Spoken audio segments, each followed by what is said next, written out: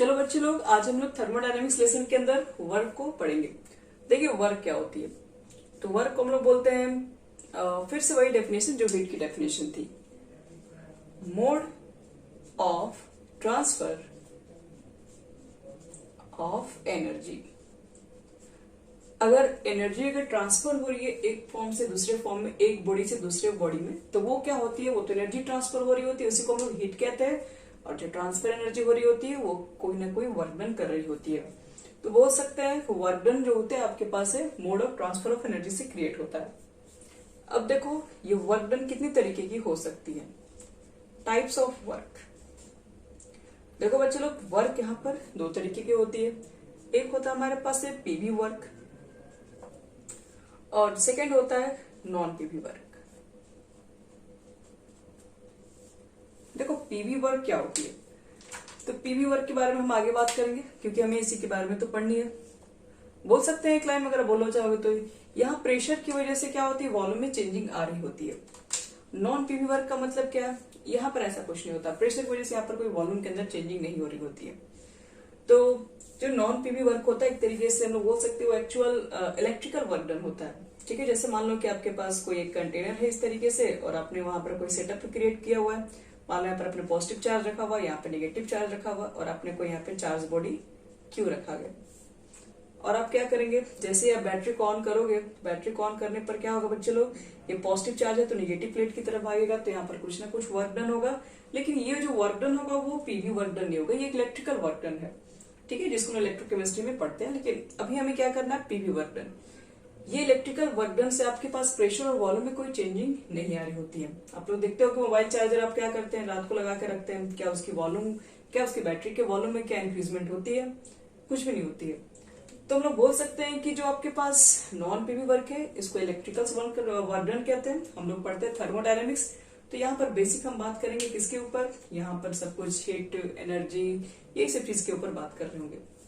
तो हमें सिर्फ पीवी वर्क डन के बारे में ही डिस्कस करना है। तो आज हम लोग समझेंगे पीवी वर्क डन को कैसे कैलकुलेट करते हैं हम लोग। देखो बच्चे लोग, इसको कैसे हम लोग फाइंड आउट करेंगे। तो सबसे पहले मैं एक छोटा सा फिगर बना रहे ताकि आपको ये चीजें को समझ में आए। जैसे मान लीजिए आपने एक सेटअप तैयार किया, आपने एक कंटेनर लिया, एक सिलेंडर ले लिया और सिलेंडर के अंदर आपने क्या कर दिया, एक मूवेबल पिस्टन आपने लगा दिया है और इसके ऊपर कुछ प्रेशर था और यहाँ पर गैसेस भरी हुई है। ठीक है, अब आपने क्या किया इसके ऊपर, यहाँ पर हम लोग क्या करेंगे, कुछ प्रेशर भी अप्लाई कर सकते हैं इसके ऊपर। देखो इसको समझो ध्यान से। पहले इसके बारे में हम एक लाइन लिख दे रहे हैं, लिखेंगे let us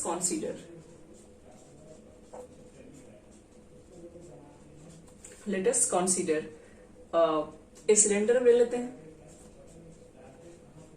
a cylinder fitted with frictionless and weightless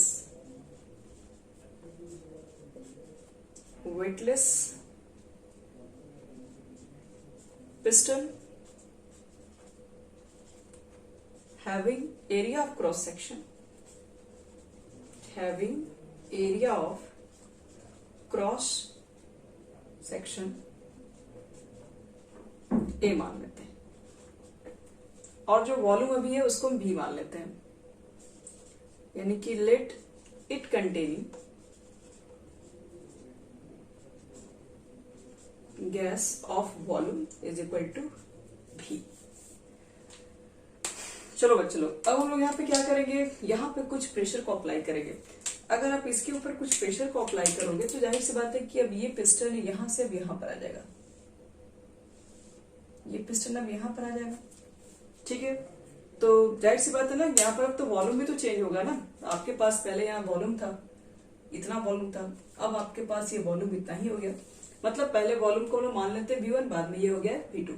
ठीक है, तो अब अगर हम लोग यहाँ पे चेक करेंगे, आपने प्रेशर जो भी अप्लाई करके यहाँ पर किया तो वो प्रेशर कितना होगा, तो हम लोग लिख सकते हैं pressure is equal to formula से। देखो तो प्रेशर इज इक्वल टू क्या लिख सकते हैं, force upon area of cross section, मतलब फोर्स बटे में एरिया लिखोगे और यहां से हम लोग फोर्स की वैल्यू अगर फाइंड कर लें तो प्रेशर इनटू एरिया हो जाएगा। इसको इक्वेशन फर्स्ट मान ले रहे हैं। अब मान लीजिए कि आपने क्या किया, इसके ऊपर जब यहाँ पे आपने प्रेशर अप्लाई किया तो यहां से यहां तक ये डिस्प्लेसमेंट हुआ। तो ये जो डिस्टेंस है जो मूव किया उसने, मैं इसको dx मान लेती हूँ। यहां से यहां जो इसके अंदर डिस्प्लेसमेंट आया, तो यहां से यहां तक मूव करने में कुछ ना कुछ तो वर्क डन आपको करना ही पड़ा होगा। यहां पर क्या होगा, स्मॉल वर्क डन किएंगे हम लोग। लिख सकते हैं कि small work done on moving a small work done on moving the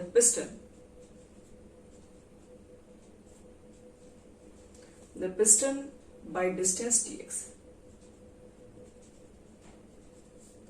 देखिए आप दोनों तरीके काम कर सकते हो। आपका पहले ये भी वॉल्यूम मान सकते हो और मान सकते हो कि ये बढ़ के वॉल्यूम यहां पर चला गया, तो वो केसेस क्या होगा, एक्सपेंशन के होंगे। अगर आप इसके ऊपर प्रेशर अप्लाई करोगे तो कॉम्प्रेशन की केसेस होंगी। तो वो डिपेंड करता है कि आप उसके ऊपर क्या कर रहे हो। सिस्टम भी वर्क कर सकता है, आप भी सिस्टम के ऊपर वर्क कर सकते हैं, दोनों तरीके की काम हो सकती है। तो हम लोग ने क्या कर लिया, हम लोग ने मान लिया कि पहले हमारा प्रेशर यहाँ पर था, अब मैंने इसको यहाँ पर कर दिया। तो जो स्मॉल वर्क डन को मैं DW से इंडिकेट कर दे रही हूँ। तो work done is equal to क्या होता है, फोर्स इंटू डिस्प्लेसमेंट। डिस्प्लेसमेंट यहाँ कितना हुआ, dx। ठीक है, अब बताओ फोर्स की वैल्यू हम यहां से पुट कर सकते हैं, pressure into area into dx। अब देखो यहाँ पे एरिया में dx क्या तरीका का लेंथ है, और एरिया में लेंथ से मल्टीप्लाई करोगे तो क्या हो जाएगा, वॉल्यूम, यानी कि PV, यानी कि DW इज इक्वल टू कितना हो जाएगा बच्चे लोग, PV हो जाएगा। तो अब हमको ओवरऑल कैलकुलेट करना है टोटल वर्क डन हुआ कितना। तो देखो इससे ओवरऑल वर्क डन को कैसे फाइंड आउट करेंगे। ओवरऑल वर्क डन देखो उसको कैसे निकालेंगे, तो इंटीग्रेशन करना पड़ता है ओवरऑल को कैलकुलेट करने के लिए। इंटीग्रेशन कर दीजिए, लेकिन आप जब इंटीग्रेशन करेंगे तो वॉल्यूम पहले V1 था, बाद में वॉल्यूम हो गया V2 हो गया। चलिए अब हम लोग क्या करेंगे, यहाँ पर इंटीग्रेशन कर रहे होंगे। इंटीग्रेशन करेंगे तो DW का तो सिर्फ W ही हो जाएगा, P कॉन्स्टेंट आपके पास रहेगा। और हम लोग क्या करते हैं इसके अंदर एक चीज, यहाँ जो वॉल्यूम जो निकल के आएगा ये स्मॉल वॉल्यूम होगा। ठीक है, इसके स्मॉल वॉल्यूम को हम यहीं पर DV लिख दे रहे हैं, क्योंकि ये वॉल्यूम काफी छोटा होता है। तो यहाँ पे DV लिख दो, प्रेशर को आप बाहर निकाल दो यहाँ से, और DV का इंटीग्रेशन करोगे तो सिर्फ V आ जाएगा, V2 और V1। V2 माइनस V1 लिखोगे, और V2 माइनस V1 को डेल्टा V तो लिखा जा ही सकता है। तो W इज इक्वल टू क्या हो जाएगा, P डेल्टा V, और डेल्टा V को इस तरीके से भी लिख के छोड़ दो, V2 माइनस V1। ये फॉर्मूला कब पुट होगा, जब आपके पास मैंने क्या किया था,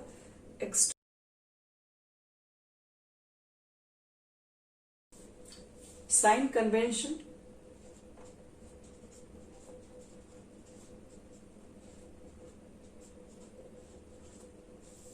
देखिए सबसे पहले फर्स्ट, अगर वर्क डन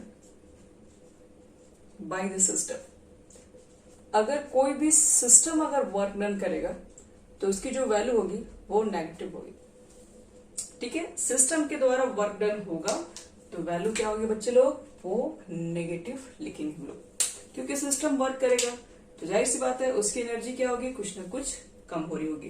तो इसलिए हम लोग क्या करेंगे, वर्क डन जब भी सिस्टम कर रहा होगा तो उसकी वैल्यू को नेगेटिव मेजर करेंगे। अब खुद से सोचो तुम लोग, वर्क डन अगर सिस्टम करेगा तो सिस्टम वर्क डन क्या कर रहा होगा, तो ये जो आपके पास जो गैसेस मॉलिक्यूल्स है ये कुछ क्या कर रहे होंगे, प्रेशर अप्लाई कर रहे होंगे, जिसकी वजह से ये वाले जो आपके पास पिस्टन है ये मूव करके थोड़े और ऊपर चले जाते हैं।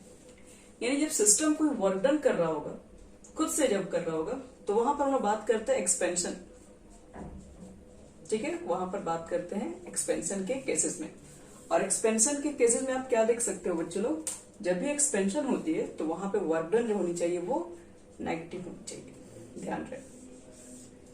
दूसरी बात, वर्क डन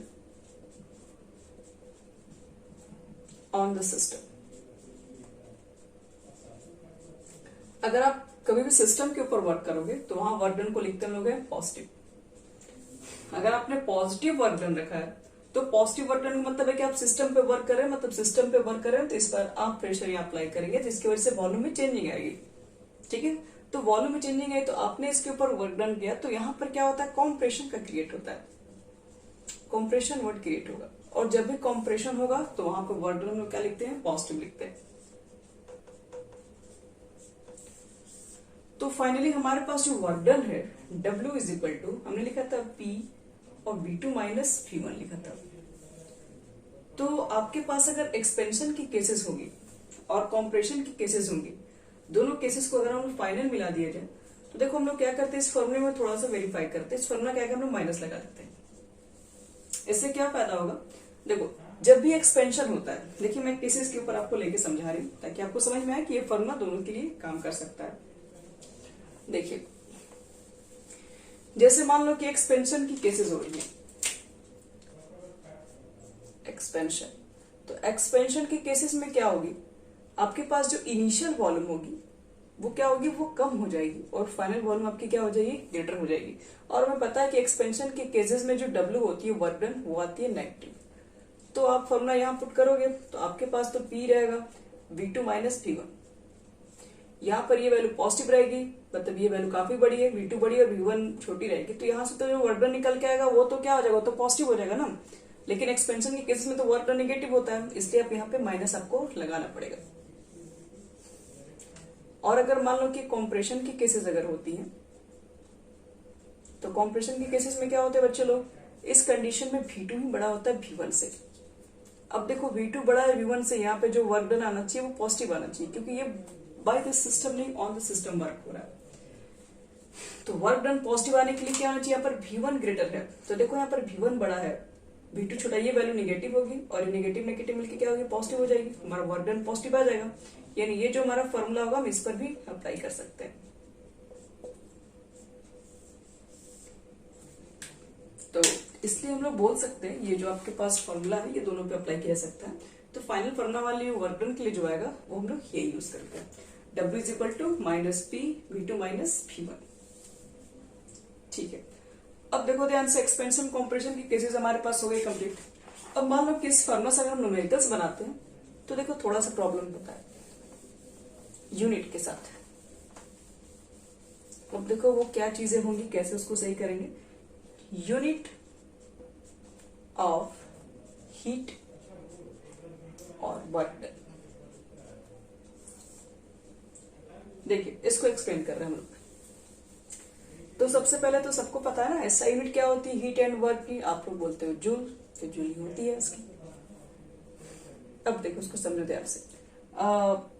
अगर हम बात करें वर्क, तो वर्क के लिए भी आप जूल लिखेंगे आप, लेकिन आप फॉर्मूला यूज क्या करोगे, P लिखोगे V2 माइनस V1। तो P के लिए आप क्या लिखेंगे, ATM लिखेंगे, वॉल्यूम के लिए आप लीटर लिख दोगे, और ये हो गया ATM लीटर। लेकिन आपको तो यूनिट लिखना है जूल के अंदर, तो ATM लीटर का कन्वर्जन जूल में भी चाहिए बच्चे लोग। तो 1 ATM litre is equal to होता है कितना, 1.101.3 जूल। ध्यान रखिएगा 1 ATM लीटर को जूल में कन्वर्ट करना है तो आपको इससे मल्टीप्लाई करना पड़ेगा, या फिर 1 ATM लीटर को अगर कैलोरी में चाहिए 24.2 कैलोरी होता है। तो इस तरीके से हम लोग कैलोरी या जूल में निकाल सकते हैं। ठीक है, तो ये हमारा वर्क डन कंप्लीट।